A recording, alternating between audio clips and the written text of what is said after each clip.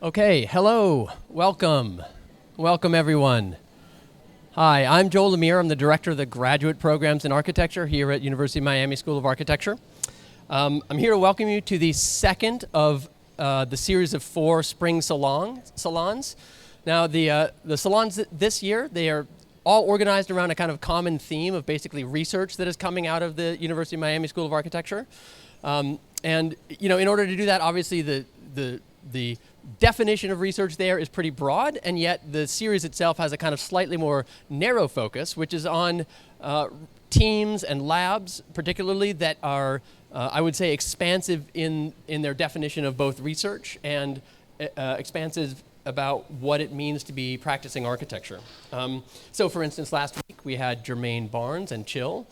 Next week we're going to have a group of ULink participants, which is a research initiative here at University of Miami. And then the week after that, we're going to have the Dean's Rad Lab presenting. Today, though, we get to dive into conversation with Chris and Shawna Meyer here. Both are faculty here. Both are key characters in the school's pedagogy and curricula. And both are recent imports to Miami, having arrived here about the same time as me 4.5 years ago. In this short time, they've accomplished quite a bit. They've established and co-founded their design practice, Atelier May, which is already forming deep roots here in Miami and is very active. And they've also established and are directing the Lou Lab here at USOA, which has received a lot of grants and accolades and the like. And so, they are curating this salon today around exactly that kind of issue, which is to say these two entities that they're trying to hold aloft at the same time, right?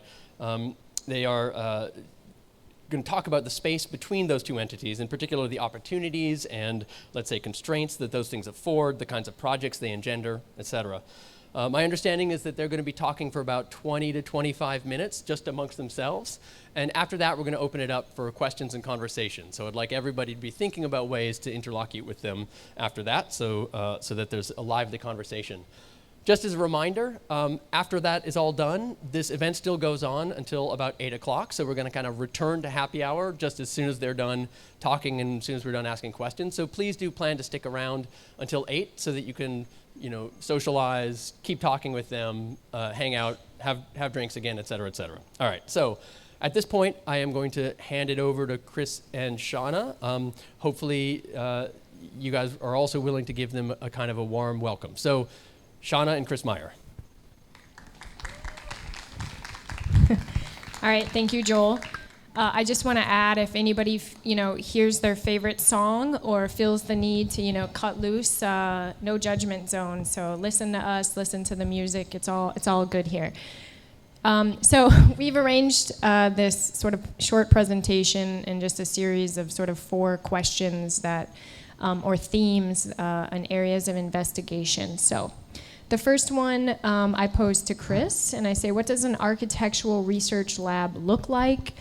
What is the mission, objectives, funding, resources? What went through your head, and what did you think, and what did you experience the first few months when we came to Miami and you were told you would have a lab? Yeah, well, the acquiring of a lab is something that sounds more lucrative and interesting than maybe it really is. But we did arrive in 2018 and start the Lou Lab here, which is under my directorship, means that I take responsibility and ultimately, for good, bad, or indifferent, the performance of the lab. What is important is that the lab is young for us to kind of convey. The lab is very young. It is this thing that's in adolescence at best, and we see it as in some ways still going through its early growing pains. So it's trying to find itself as much as it is trying to develop work and interests within the context of the city, the context of the state, and ultimately the context of the region. We do see it as something that is trying to host and prolong conversations amongst the state and the region as well as the city. So the beginnings of the lab is to operate as this kind of research and knowledge gathering center. And we are trying to work under 2 kind of methods here, one of interrogation and one of provocation. So to interrogate the questions that we feel are kind of quite compelling, which I'll get to in a second, and also provoke a means of engagement in a way that is productive and constructive, but oftentimes needing to have more frontal conversations. I mean, clearly we exist in Miami, and Miami is in the throes of climate and an environmental shift for whatever way you take that. It is something that is definitely under a lot of pressure. But these kind of questions of interrogation and provocation, as Shawna has mentioned, when we arrived, we're beginning this, so that we were beginning with nothing. We started with kind of nothing here in a certain sense, and we were trying to find ways to engage in those questions in a meaningful way. And sadly, but true, I think that this means that you have to find partners in money, which is important for, I think, the identity of the lab to kind of remain solvent and to do things that are also gaining strength and realness, if you will. So where do we get money from is ultimately we write a lot of grants, and those grants have varying degrees of success. Writing grants is a risk proposition. But our partnerships are actually deeper than just the grants that we are working with. And so at varying states of our stratums, if you will, of partnership, we are working with local groups as well as state and federal groups in terms of helping move forward our initiatives. I think it's also important for us to note that the lab is this kind of architecturally grounded thing. It sounds, lab always, when we say this in other contexts that are outside of the School of Architecture, I think we feel sometimes that we are pseudoscience, or we're positioning ourselves as somehow we're scientists, white coats and things of that nature. And really what we're trying to do is operate between this kind of art and science, somewhere in that spectrum. So we're not artists and we're not scientists, but we're trying to move back and forth and engage both ends of that spectrum, which is complicated. So that leads me to the kind of question which I believe is on the screen and has been here for a while, meaning that I may be moving too slow, is the question of, it's a simple question. It may also seem dumb. The question is just how we build. We're really interested in this because it is the starting point of unfolding a number of interesting moments for both interrogation and provocation.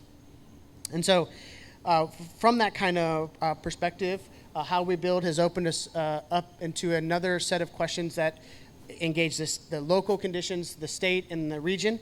And most importantly, we found a lot of success in looking at material as resource, which also gets into economies and social conditions and craft and policy and building. And actually, it ends up in some ways at architecture for us, which is quite exciting.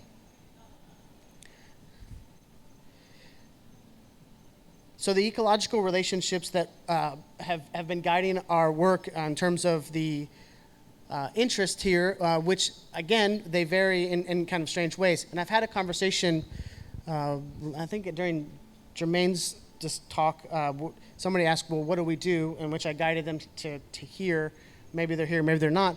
But ultimately the ideas of ecology is important for us, and it's important because it actually does something really strange. Is it kind of cuts through the kind of political boundaries, right? Because the ideas of ecology are a couple things. They are about the kind of resources that we're pulling from, but they are also about economic engines, and they're about environmental engines, and they serve as kind of both sides of these interests. And so this kind of fine balance allows us to operate in a quite dynamic set of environmental conditions. But really what we're interested in is the ecology of building, meaning that all of these parts and pieces come from somewhere and they're processed by something and someone, and we're interested in how that really takes shape. So the ecology aspect of us is linking these kind of local conditions to regional conditions, and in some ways it's kind of global set, but we're trying to redefine that boundary as tight as possible with regards to the state of Florida, which has a lot to offer. Okay, great. The next question, how does the Lou Lab foster pedagogy and an architectural learning agenda? So again, remembering that for us tonight, it was important to discuss what is that in-between space between academics, teaching, practice, applied research, and all of that. So you talked a little bit about how does the lab, build identity, and how do we make relationships to get funding, but how does the lab interface and engage the curriculum and pedagogy of the school? I guess in terms of the kind of engagement with pedagogy, I would say that in a very simple way is any way we can as much as we can.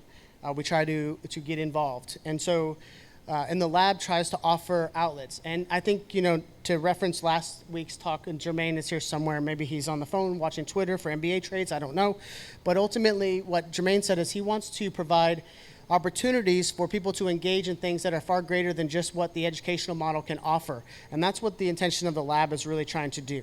And so we're in, Jermaine's work as kind of a community-based set, and which is actually grander than that in some ways. We're looking at it in terms of what are the moments that we can engage within the environmental aspects of building architecture. And so from the standpoint of material resource, carbon questions, energetic questions, all of those push through the lens of how we build. These buildings have to come from somewhere, and we're interested in where they come from. Now, we are also trying really hard to support this through studio work, which this is a project from the past 2 slides were student work. And we're very excited about what the student work has been able to accomplish. Some of them have been recognized with awards. Some of them have been able to kind of push their boundary of what tectonics means and would might be the lens in which they start to investigate those particular things through. But we also have supported through the lab as best as possible some directed research in which you see full-scale mock-up on the screen here. The project is meant to push people outside of their boundaries and give them opportunities to do things that they maybe couldn't have done otherwise, and the lab is a vehicle for that. So the idea of working from intellectual moments all the way through hands-on or full-scale mock-up stuff. I think the other, if we go forward another slide, maybe there's, this is some of the stuff that we believe is pretty enthralling though. Taking the students into the woods, right? And so some students have never seen a working forest and don't know where wood comes from. We often don't know where many of our materials come from. I would question most of us don't know where these pavers are coming from that we're standing on tonight. So being able to find funding to get students out into the forest is another way for us to engage in a hands-on way. We also took them to mills, to manufacturing facilities, to sites, to try to show them the kind of full spectrum of what architecture is dealing with outside of just the kind of studio space. Is there another one? Yeah. So the in situ construction moment here was important because we were lucky enough, and this is the kind of in-between space that we've mentioned in the talk title and Joel referenced, is trying to operate between those two things. And so our practice was able to build, design and build the first mass timber building in Miami, and I feel I'm so tired of saying that in some ways, but I'm so excited about it equally. We're wanting to move past the singularity of that project and look at it as some means and methods to expand this conversation past the single building. And this is one of those ways that we were able to do that, which we don't often get a chance to talk about. So a number of University of Miami students that come out and see and talk to the building erector, which is on the far left over there, to actually talk about these kind of hands-on approaches. What does it mean for your ideas to actually get built, to deal with the ramifications or the seriousness of that? That is something that we find that's very important, and maybe slightly missing from the curriculum here at this point. Again, just trying to open up those horizons through what the lab can offer. So these kind of investigations allow us or offer the kind of students another perspective outside of just the design approach. Okay, so you're going to get a chance to hear Shawna speak, which is great, because I've been speaking all day, and I'm really excited to hear what Shawna has to say. The other, a small joke, a small like interlude, where our lives are very busy, and even though we seem to share a lot of the same spaces, we talk very little because of how much time is being pulled in both in opposite directions simultaneously. So this is actually a great moment for us to catch up. Hello, Shawna. I'm doing great. Thanks for coming here tonight. It's good to see you. I don't know how you're getting home. Maybe we split an Uber. So the question really is, what does the applied research look like within the context of both the discipline of architecture in, I think, a scalar term? So we're interested in the idea of locality, regionality, and nationality. Okay, great. Thank you. And as Chris mentioned at the beginning, I do work in the lab helping with project development and project management, but I also help run our practice, right? So my personal interests rely on that intersection between application, which is practice, and research. And so at moments we're able to be super projective and provocative, and that's what the lab offers in terms of thinking. And like, to me, this diagram is very exciting, and it thinks about upstream cycles and contributors to our profession, where if I went to a client meeting and started with this diagram, they probably would never care and they would not pay me to make it. So that's why I'm very excited in this collaborative process. And just explaining this diagram for a minute, as Chris mentioned, when we came here and knew we were interested in how we build, but we also knew we needed funding. And so how it's unfolded the last couple of years for us is finding funding through the U.S. Forest Service and through the Florida Forest Service and other organizations linked to really pushing this mass timber agenda in the U.S. in thinking through a way to build renewably and resiliently. So in the Southeast, particularly here in Miami, we look around and we don't see many trees that are used for building. But if we think about Miami as part of a community, and part of a community in southern Florida, and think about southern Florida as part of a community in Florida, then we all of a sudden become a state that's 50% covered in forests. And one of the major contributors to our wood basket in the Southeast, which is one of the biggest, sort of budgeting sort of markets for building, because making mass timber out of the species and the trees and the forests that grow in the Southeast is new within the last 5 years. So for us, we found this really exciting. We found it exciting in terms of making and the physical aspect, but we also found it exciting in terms of an emerging material aesthetic and a material agenda that hasn't been explored, and it's right here in our backyard. So this diagram really explores what is that timber stand, what is it composed of, what is the process to get it from the forest to a building product to a house, because again, we truly believe in the idea of understanding a carbon footprint, not just using some terms like net zero or carbon sinks, or but what does that really mean, and what does it mean to our community and to our region? So that's a little bit, or a long bit.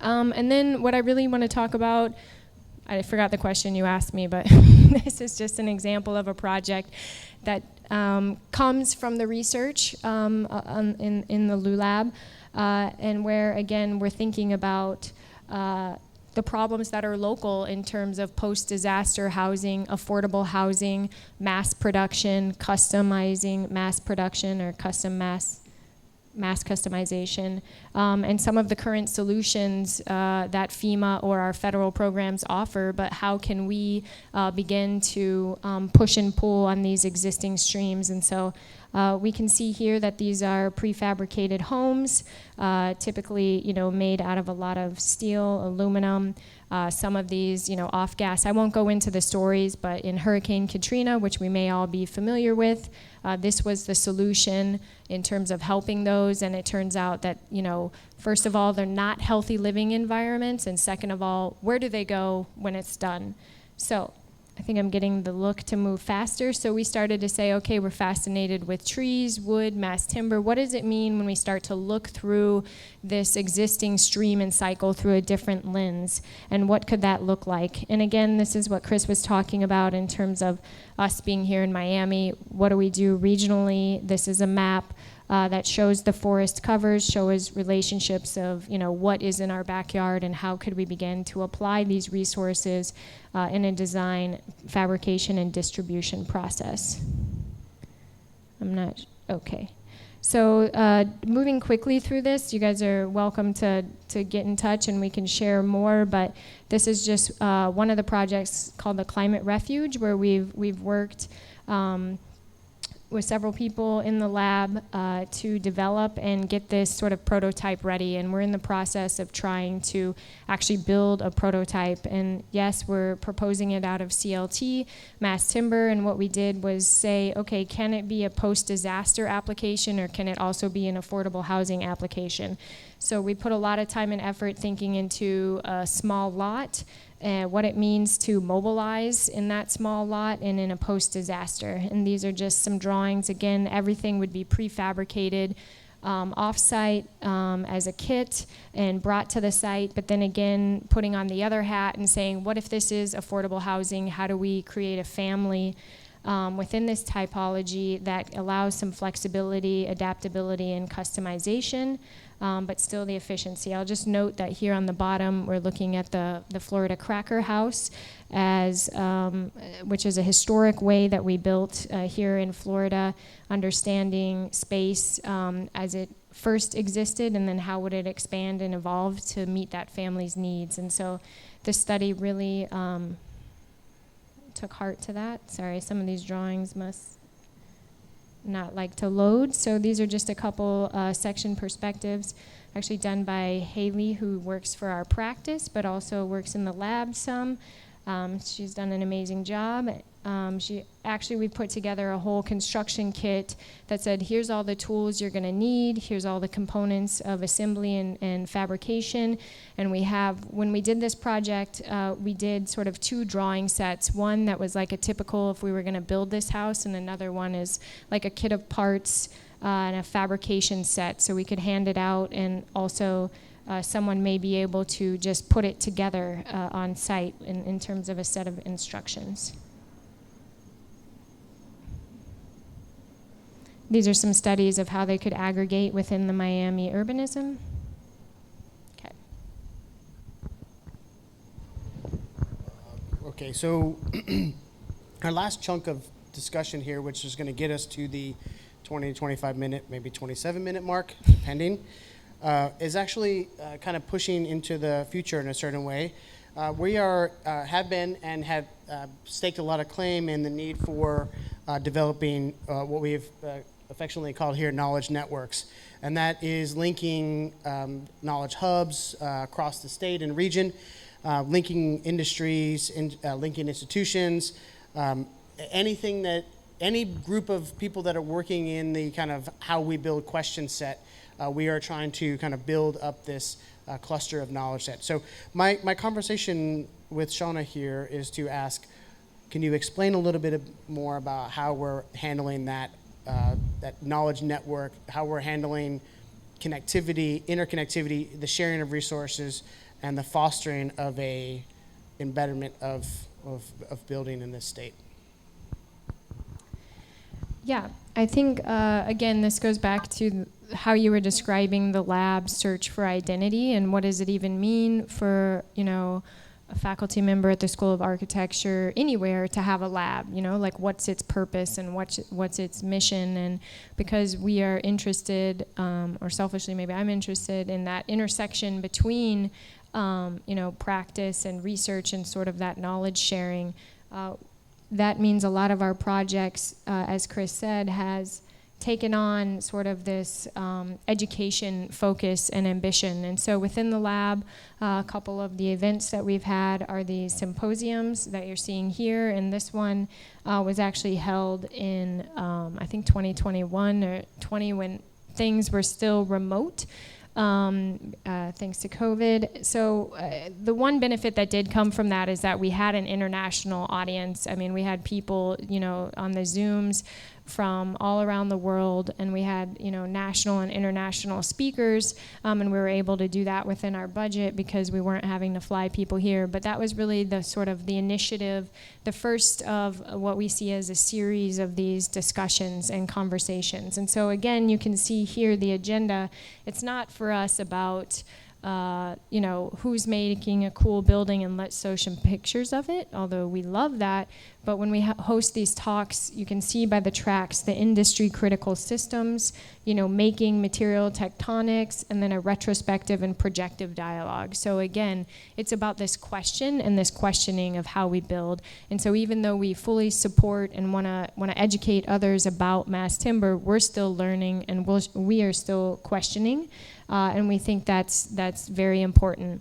And Chris referenced this earlier, but again, so that's linking institutions. That previous one, that was also linking the public, that was linking design professionals. And through the grants, we try to offer these free to people so that you can come, you get CEU learning credits, and that's part of sort of the mission.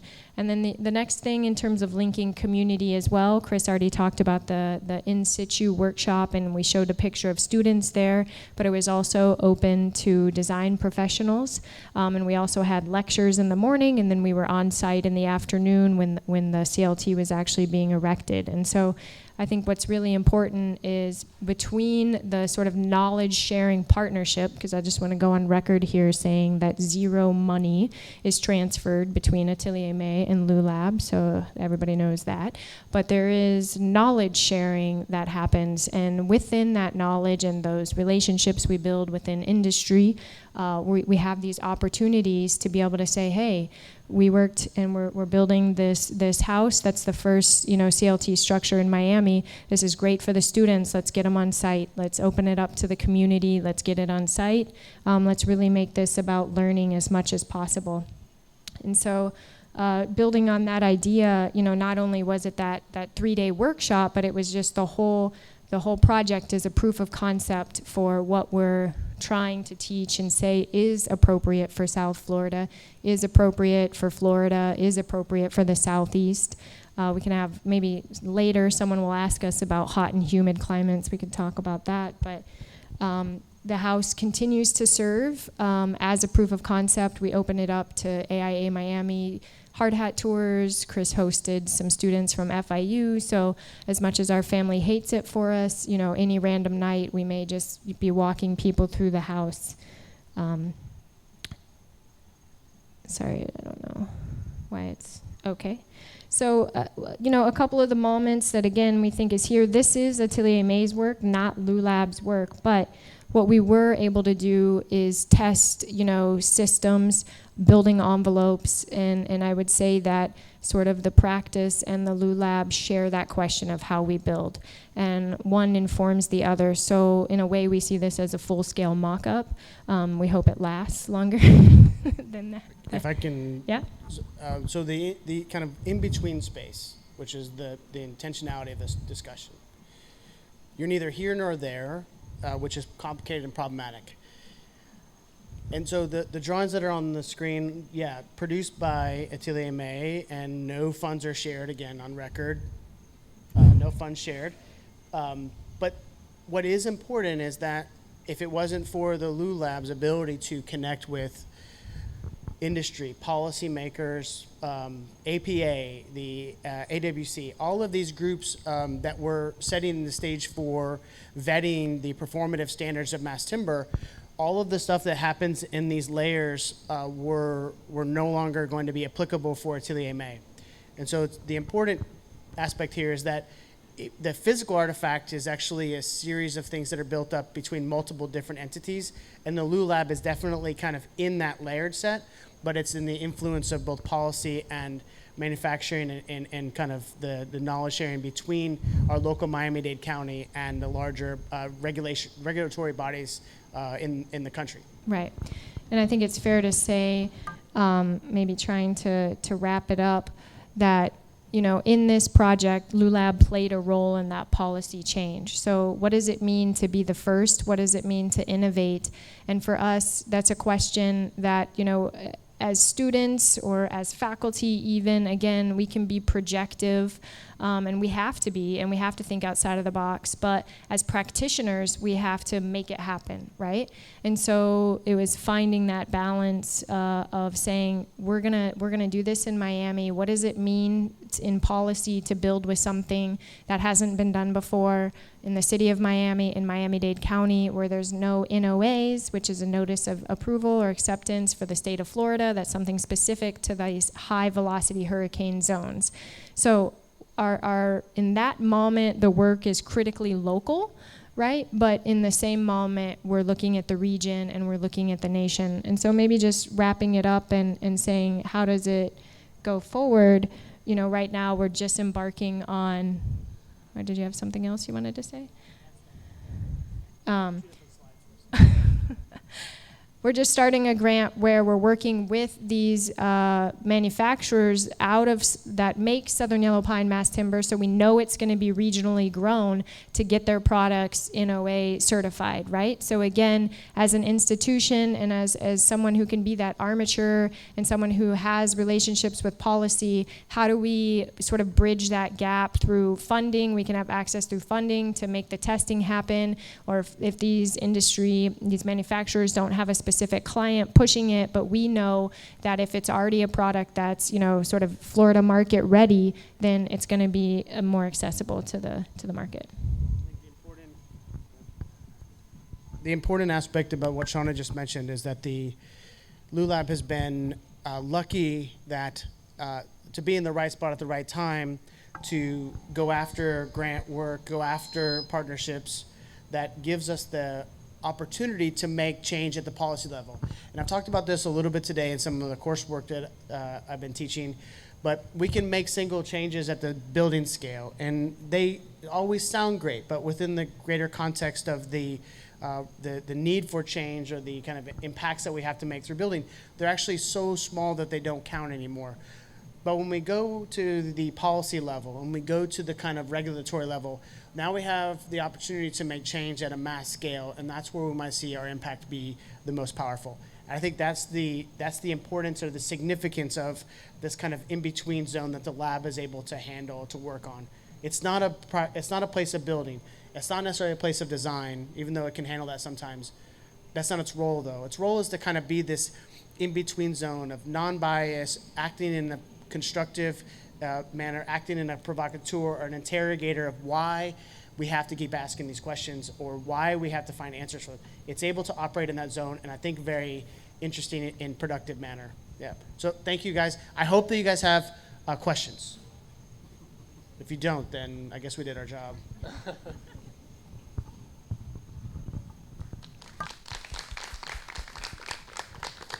So I don't mean to be the interlocutor here necessarily. I'd rather have questions from the rest of the audience, but I'm going to ask a really quick one, and then I'm going to turn around and hope for a hand raised that I can bring this microphone to, right?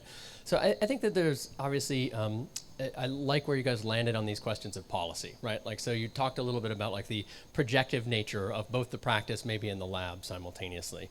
And I think that, you're very clear and eloquent in this sort of last sentiment about the kind of possible scope and the scale and all of those things. And so, architects have had architects and architectural researchers have historically been, in addition to being sort of materially based, research focused characters, also providers of kind of long-term vision, right? Like image makers about possibility and about futures. And so I would love to hear you guys think or describe a little bit, because I'm quite sure that you have it in mind, about where you think in 5 years, in the most optimistic vision of this, both in terms of the policy shifts that you could see possible, the scale of deployment of these things that might be possible, and therefore the overall kind of net benefit which is possible, in the sort of the most visionary terms that you guys can muster for it. That's what I'd like to hear.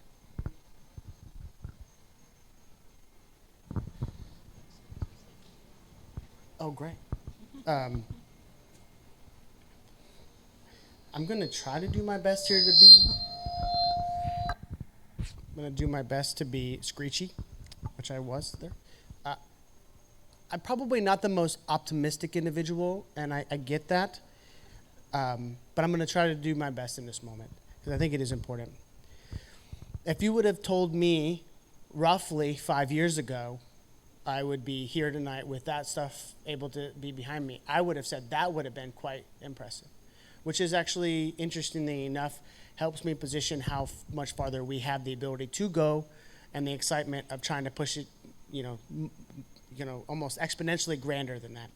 So if I was to say what I think is important for us, I would love to see, and we're working on some of this stuff, so maybe it's a little bit of I'm kind of alluding to things that are maybe attainable, which maybe makes them less visionary or projective than they are, happening. But we would love to see the state of Florida, slowly from the Georgia-Florida line, moving south, embrace a building policy set that is more interested in regional manufacturing, regional resource approach than it is about a global position on any material works as long as it fits our building policies, right?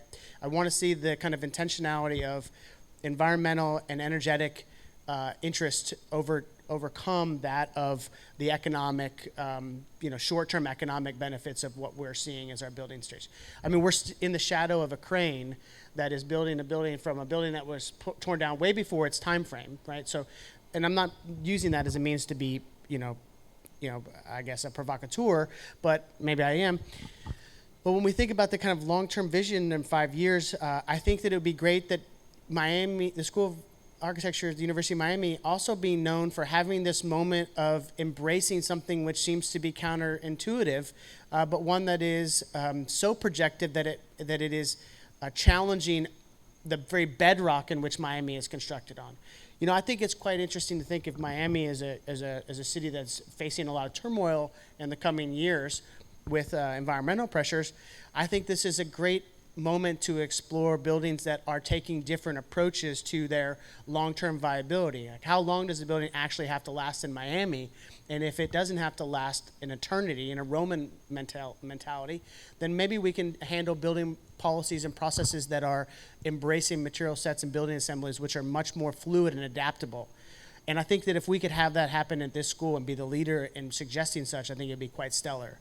I think it'd be also great if we could see the policy change for good in Miami, and that's not a small task, because we're trying to do that right now with the notice of approval. It's not necessarily that we're saying that mass timber should be used for every building in Miami, or maybe it isn't meant to be here at all, but if we can get it through the policy stages, what we do is we open up the door for its need for further investigation for its viability as a building product as a whole. And that is exciting. We have to get over some of these hurdles, and they may seem like small moments, but there are deep-seated issues within the building policies in Miami that, and I should say Miami-Dade County and Broward County, which are causing us to have very antiquated, rooted, and severely lacking any inventive nature to them.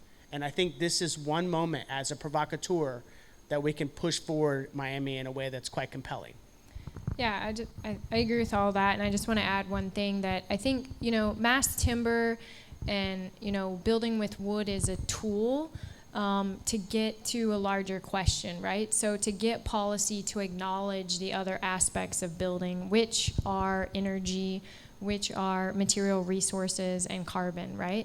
And so I think for us, we're architects and we love beautiful things, and I can go on and on about that, but also I would just love everyday person, the lay person, to acknowledge these other aspects of building, and how does the policy acknowledge that? So again, it's not about, like Chris said, building it the cheapest or the quickest, or, it exists, but through the ideas of changing policy and allowing mass timber, and then us continuing to talk about why that's important, then other materials, right? Because again, we're not saying it's the solution for everything. We're going to need to diversify how we build in many ways and how we think about building. But if we can change policymakers, Miami loves to be sort of a global leader in policy, and they have history of doing that. And so if we can also be leaders in thinking what shapes policy, not, then I think, these new aspects of it in terms of carbon, energy are critical. And that's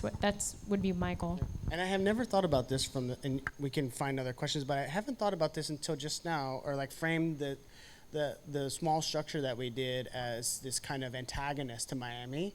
But I really like it as such. I like it as this building that is kind of, in a way, it's saying something very, specifically to the city and to the kind of community about what the future might look like. And that's exciting, I think.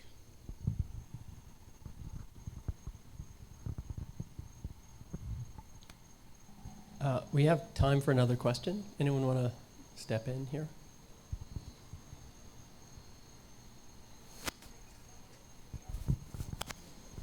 Hi, how's it going? My name is Lorenzo. I'm a sophomore, and the question I wanted to ask was, when I saw the house at first, my first impression was, wow, this is crazy. I mean, wooden house in Miami, in the 21st century. I mean, I have never seen anything like that, and I was really wondering how houses with this construction method could be easily displaced and used in hurricane applications, for example, hurricane recovery and natural disasters that strike areas. And when we went to the house, when we did the tour, it was also mentioned how quickly the house was built, because all the pieces were already laser cut. And yeah, I just wanted to see how that technology could be used in natural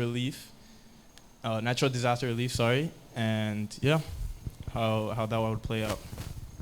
Thank you for the question.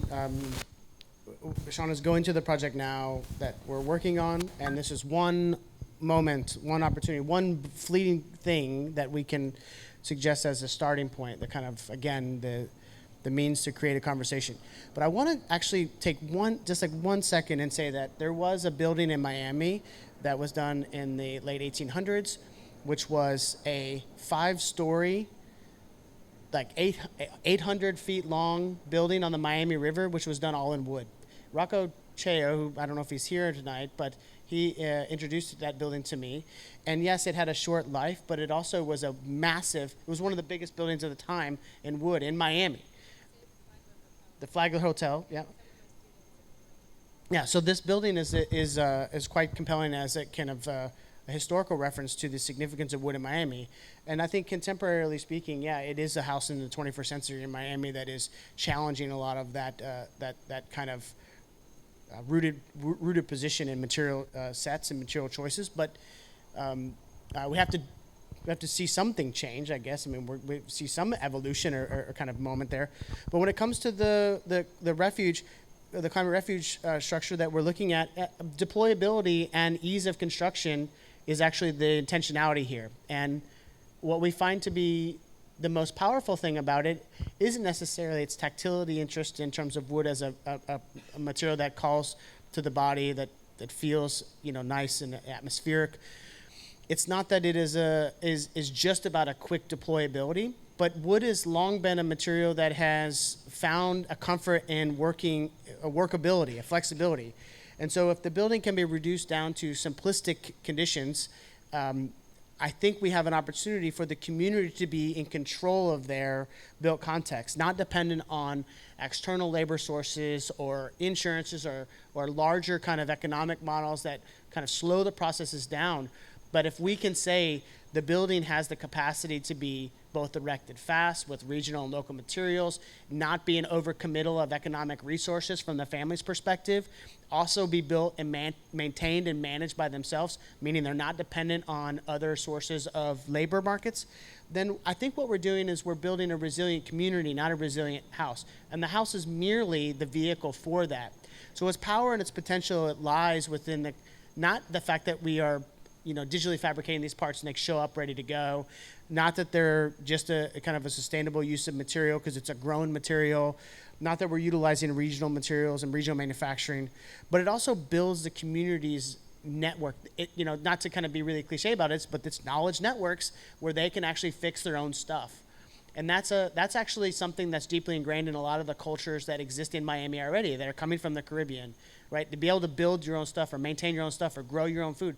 This is deeply seated in some of the cultural values that are here now. And this would just be another way for that to be a case for them to have more control over their building.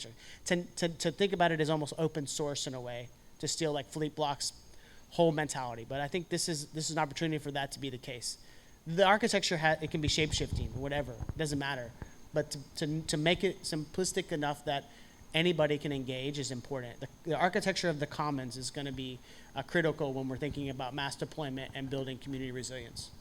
I just want to add 2 things to that. One is, again, getting these forces and influencers who actually make decisions about, what is post-disaster housing look like or climate refuge. It often comes down to money. And, you can't build anything probably cheaper than, the FEMA trailers that we showed earlier. But we have to start to change values, right? So these are healthy living environments. Also, all of the trailers that you see in this photo, they were all thrown away ultimately. There's no recycling. They're temporary. They're not permanent. And so part of what we're interested in is, again, providing the prefabricated minimal means of living. But like Chris said, wood's malleable. You can add on it. Again, looking at the Cracker House as that motto, how do you expand or adapt these spaces? So you may be starting with something, but the idea is not to take that and throw it away and start again with something permanent, but to build on, to adapt, to mold, to aggregate. The structure on the left-hand side, if we just want to look mathematically, it's 4 times, it grows by 4 times from one side to the other, without throwing things away. I mean, this is better than what we're getting in terms of our, economic payback by putting money in a bank. Right. So full circle coming to policy, we have to change policymakers to say, no, our values as a community, as a nation, as a culture are not to waste resources, to invest maybe a little bit more upfront in these healthy living environments, understanding a long-term, not, solution, not just a Band-Aid. And before, I think we have to wrap up, but I just wanted to say, right now we have Mackenzie Waldron, who works in the lab with us, who's a graduate assistant. She's here, thank you. And Haley, who we showed her work, the thesis project, she investigated something very similar, but she was interested in, can mass timber, specifically CLT, be made at the human scale so that you don't have to use, equipment to put it together. So that was her full-scale prototypes we saw. And then she, last year, had continued to collaborate with the Lou Lab and help us with this project. So huge thanks to all our past collaborators. And maybe we have time for one more question, just because you're all stuck here now. Come on, somebody's got to have something out there. Challenge us to be. Oh.